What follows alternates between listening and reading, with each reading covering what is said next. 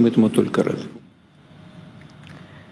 Ya, saudara, kita akan lanjutkan perbincangan bersama dengan pengamat hubungan internasional Universitas Padjadjaran, Tengku Reza Shah. Pak Tengku, kalau dilihat ini tadi ada pernyataan baik dari Trump maupun juga dari Putin. Kalau dari Trump tadi ada pernyataan soal betapa merusaknya nuklir Iran. Artinya memang seberapa mengancamkah keberadaan dari atau pengembangan yang dilakukan oleh Iran terkait dengan nuklir, meskipun diklaim ini untuk perdamaian dan bukan perang. Seperti apa bisa dilihatnya ini?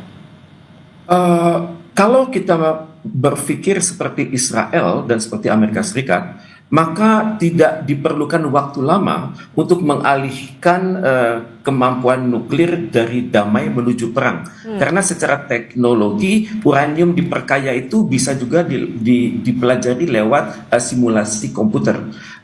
Jadi dalam hal ini saya hanya bisa merujuk kepada statement dari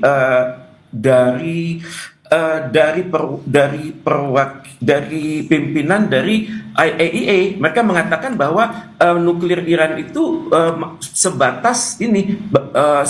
masih sebatas damai, dan dia sudah menguji di Natanz, di situs Natan yang sudah pernah dibom oleh Israel minggu lalu. Itu radiasi sangat rendah. Jadi ini masih tingkat damai. Tapi bagaimanapun juga ya kita harus maklum kalau Amerika Serikat itu cara berpikirnya beda. Amerika Serikat itu tidak, kalau sudah menyangkut perang, maka mereka menghendaki ancaman itu 0%. Jadi dalam hal 0% itu, maka apapun yang berkonotasi nuklir dari lawan kami itu harus dimusnahkan. Jadi ini yang membuat Amerika Serikat mempersiapkan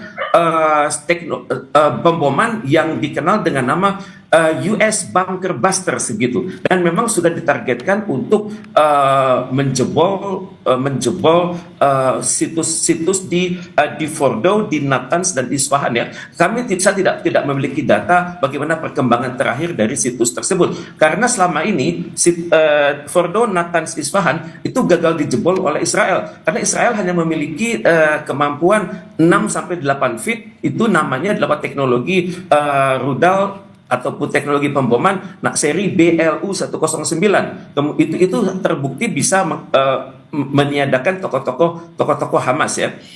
Tapi Israel dalam 6 bulan terakhir sudah berangkat ke teknologi yang lebih tinggi, yakni GBU-28. Itu bisa menjebol antara 16 sampai 20 feet. Kali ini Amerika Serikat dengan teknologi pesawat tempur B-2 itu tampaknya juga sudah menerapkan bunker busters itu dengan kedalaman 200 feet. Untuk sekali jebol ya, itu menggunakan teknologi peluru kendali ataupun roket GBU-57. Dan yang patut diduga, mengingat kemampuan presisi dari perangkat perang Amerika Serikat, maka tidak mustahil satu lubang yang sudah dijebol itu bisa ditembakkan secara berulang-ulang. Jadi ini yang membuat Amerika Serikat yakin dan percaya diri bahwa mereka sudah bertugas dengan sangat baik, dan bom yang diturunkan hari ini saya perhatikan itu beratnya adalah sekitar 13.600 kilo sekali turun ya, dan warheadnya itu beratnya adalah 2.700 kilo. Kemudian dari situ saya bisa bayangkan bahwa keadaan ini benar-benar menghancurkan Fordo, terutama sekali di tunnel entrance. Kalau kita lihat dari perspektif CIA, itu ada 4 tunnel entrance dan juga ada underground enrichment plant sedalam 260 feet atau 80 meter. Itu di atasnya itu ada rock dan soil. Itu yang kemungkinan diserang.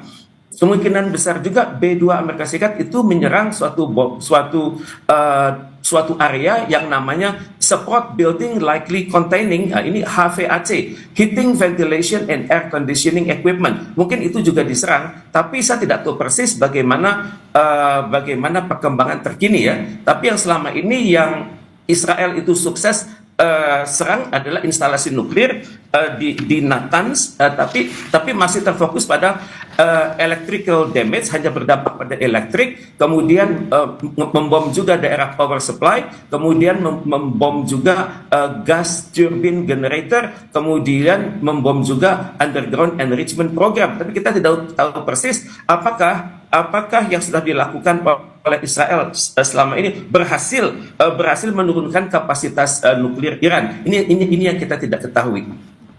Oke, nah ini Pak Teguh dan juga pemirsa Kompas TV, ini merupakan visual yang Anda saksikan. Ini adalah baru saja dirilis foto-foto dari bagaimana situs nuklir Iran yang sebelumnya diklaim telah diserang begitu oleh Amerika Serikat. Pak Teguh, kita lanjutkan kembali tadi kalau pernyataan dari Trump begitu, dan tidak hanya Amerika Serikat tapi juga Rusia. Presiden Rusia Vladimir Putin juga ini kan kayaknya ikut andil nih untuk melakukan proposal damai atau meminta bahwa perang antara Iran dan Israel ini segera dihentikan. Seberapa jauh begitu maksudnya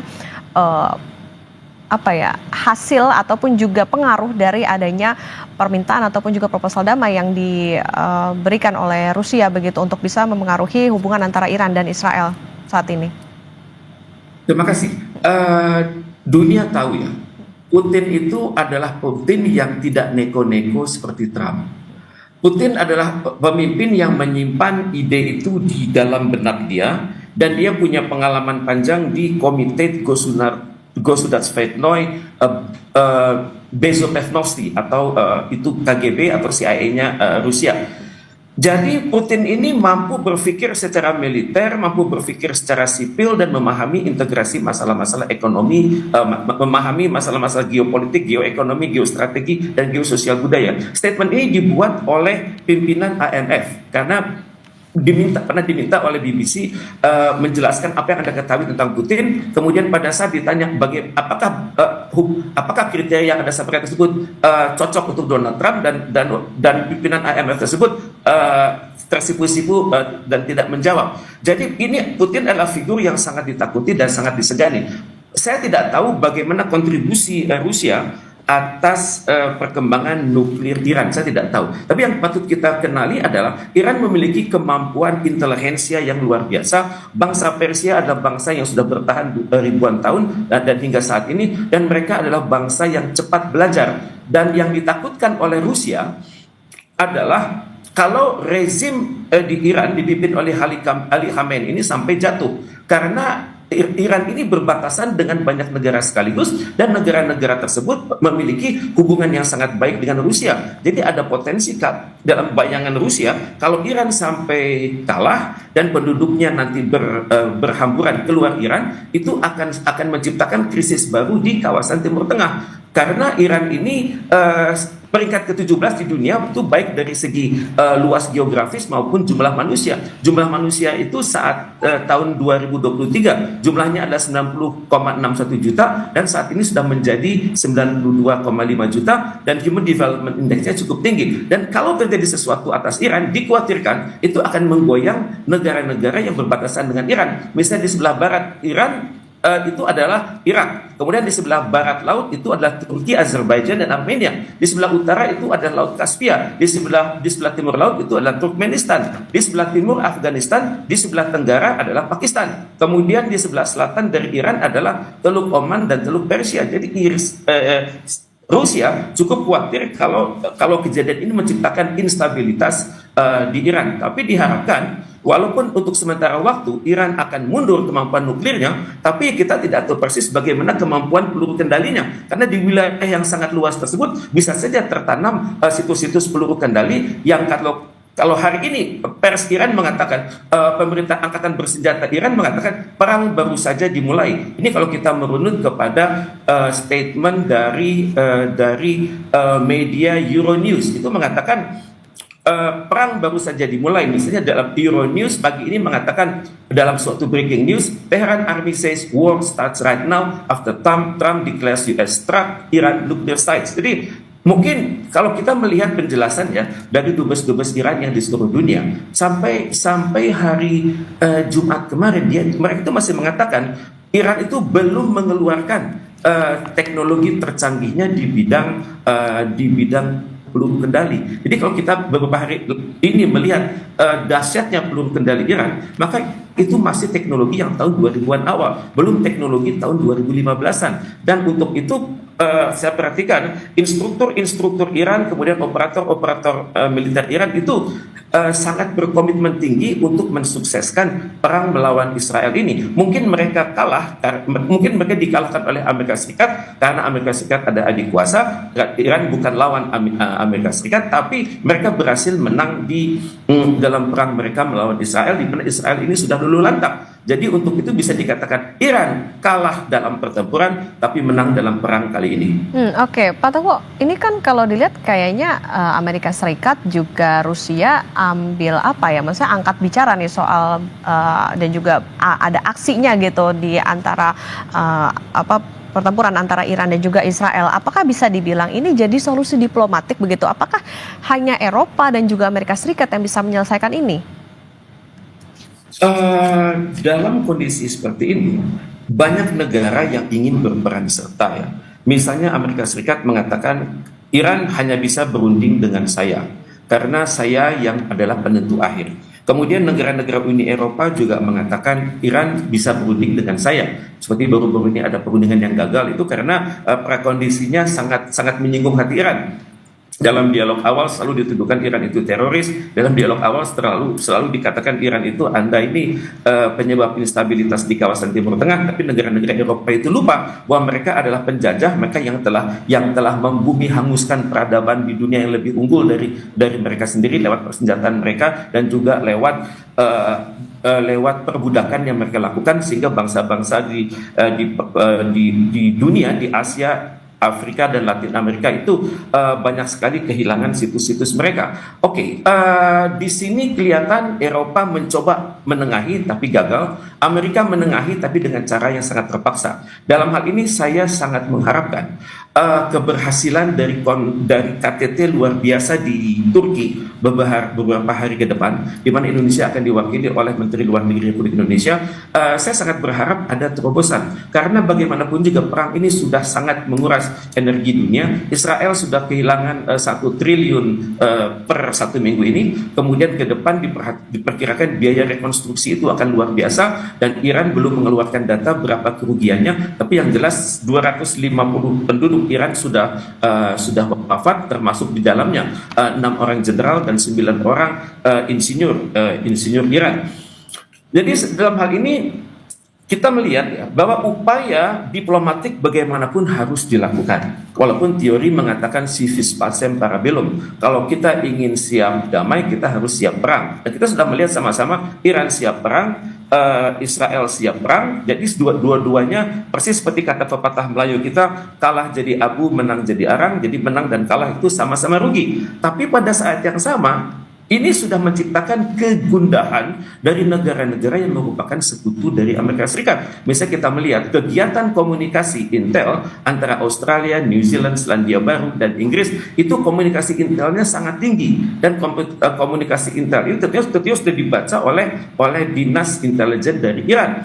Nah, untuk itu kita bisa mewaspadai juga, misalnya dari beberapa pangkalan militer di Australia seperti di Darwin itu dan di banyak fort di Australia itu sudah terjadi pengiriman tentara ke Timur Tengah. Walaupun pihak Australia mengatakan yang kami kirim ini adalah untuk tujuan bukan perang. Tapi kan dalam kondisi sekarang sangat sulit membedakan prajurit itu akan terlibat dalam combatant activities atau non-combatant activities. Jadi ini secara tidak langsung juga sudah mulai mempengaruhi suasana berpikir kalangan intel, kalangan pemikir-pemikir strategis di para sekutu Amerika Serikat dan juga rakyat mereka begitu. Jadi Amerika Serikat sudah menang satu langkah, sudah berhasil memaksa sekutu-sekutunya untuk bergerak, walaupun seringkali sekutu-sekutunya itu bergerak tanpa restu masyarakat mereka. Dan kalau di Amerika Serikat sendiri kita ketahui saat ini kalau dicek partainya dari Donald Trump sendiri itu 50-50 antara yang setuju dengan yang tidak. Kemudian dari partai lawan Donald Trump itu masyarakat jelas-jelas lebih besar proporsi mengatakan tidak. Tapi yang namanya lobby Israel di Amerika Serikat itu sangat luar biasa. Mereka bisa melobi Kongres, mereka bisa melobi Senat, mereka bisa melobi Gedung Putih, dan mereka juga bisa melobi kementerian-kementerian teknis di Amerika Serikat. Karena frameworknya itu secara teori bernama Military Industrial Complex. Jadi ada keterhubungan antara industri-industri strategis, dengan kementerian-kementerian di Amerika Serikat dan juga dengan kementerian kemudian juga dengan dunia permodalan. Dan seperti kita ketahui bersama, Israel ini punya peran yang sangat besar dalam permodalan di Amerika Serikat. Kita perhatikan sebelumnya dalam Perang Dunia ke-1 dan Perang Dunia Kedua, itu industriawan Israel, keluarga besar Rothschild itu mempersenjatai pihak-pihak yang berperang. Nanti ujungnya adalah siapa yang menang akan berhutang kepada keluarga Rothschild tersebut. Oke, ini tentu yang tadi menjadi catatan adalah bagaimana upaya diplomatik ini tentu harus dilakukan. Jadi tidak hanya bagaimana saling serang maupun juga hanya permintaan-permintaan soal damai antara Iran dan juga Israel. Tentu ini nanti kita nantikan bersama seperti apa, bagaimana langkah yang akan diambil oleh Iran, terutama kita nantikan setelah adanya serangan dari Amerika Serikat. Tentu harus diwaspadai juga oleh Amerika Serikat karena tadi ada beberapa pangkalan militer di beberapa negara, dan juga tadi terkait dengan Rusia ini juga harus diwaspadai karena ada beberapa negara yang memang berbatasan dengan Iran. Ini tentu ada hubungan diplomatik maupun juga ada hubungan secara ekonomi begitu dengan Rusia. Terima kasih pengamat hubungan internasional Universitas Padjadjaran Pak Tengku Reza Shah sudah bersama di Breaking News Kompas TV. Sehat selalu Pak Tengku.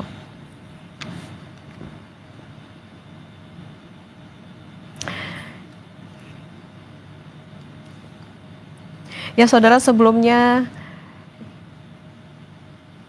diketahui bahwa pasukan militer Amerika Serikat telah menyerang 3 situs nuklir Iran pada Sabtu malam, saudara. Presiden Amerika Serikat Donald Trump bilang serangan ini bertujuan untuk menghentikan perang yang terjadi antara Iran dengan Israel. Breaking News Kompas TV kami akhiri, saudara. Saya Putri Oktaviani, terima kasih. Sampai jumpa.